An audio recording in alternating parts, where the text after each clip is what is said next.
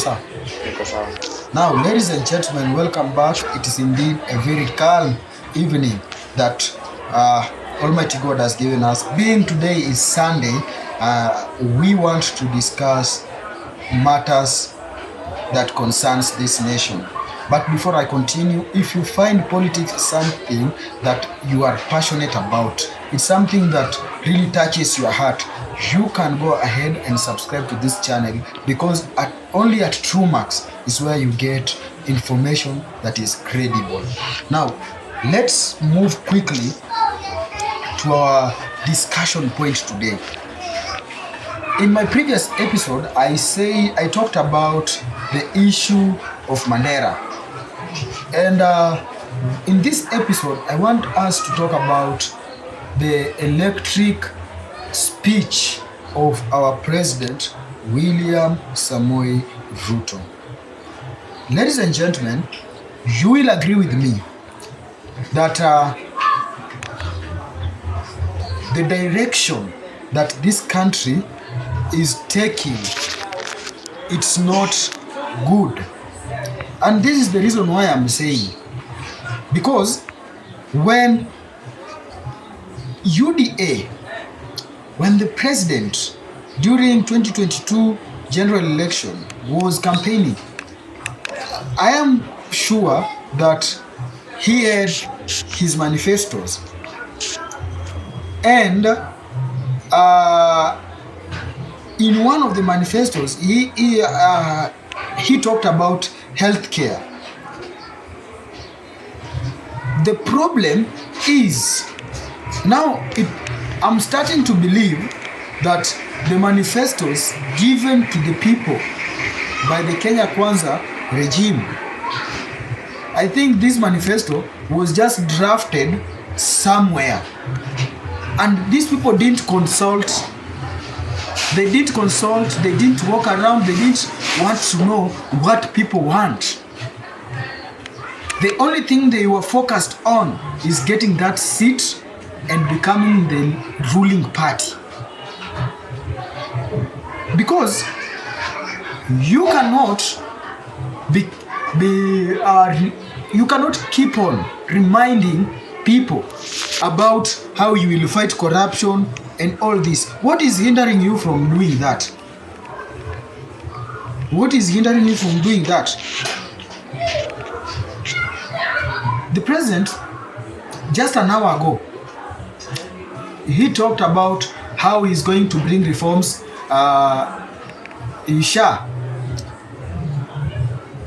But when you look keenly, amesema wanapanga. Up to now, this is the third year, director. The third year in government, the third year governing this country, you are still planning. This shows clearly these people walked into that office and they didn't have a clue of what to do. That's why they keep on, nimetenga, tumepanga, tutafanya, tulisema. It is so shameful that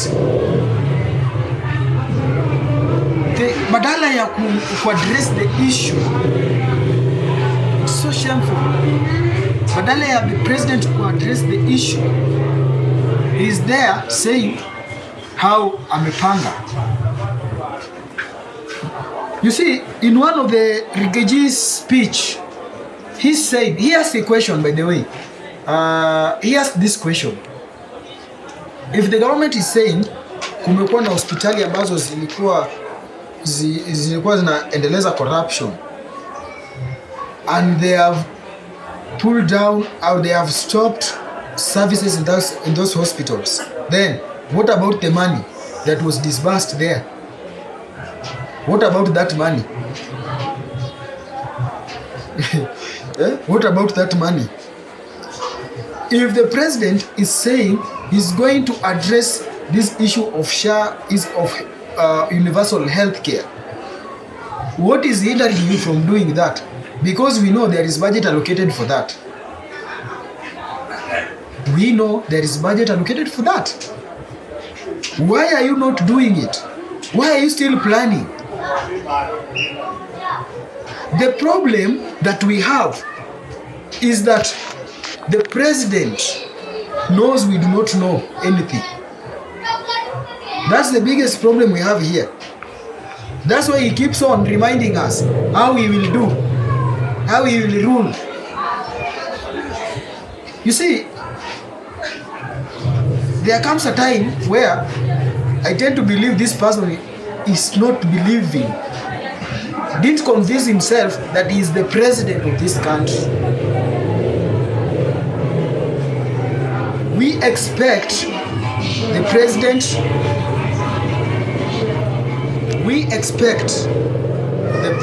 to act with immediate effect on some issues. If there is a scandal being prepared in the health sector, let it be known to people. Let it be known to people. Stop giving false hope.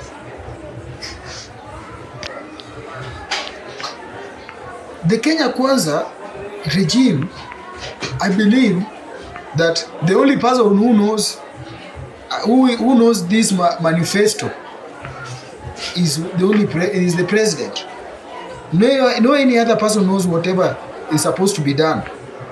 That's why, you see, I just have a problem with this health docket. First of all, the person elected as the CS Health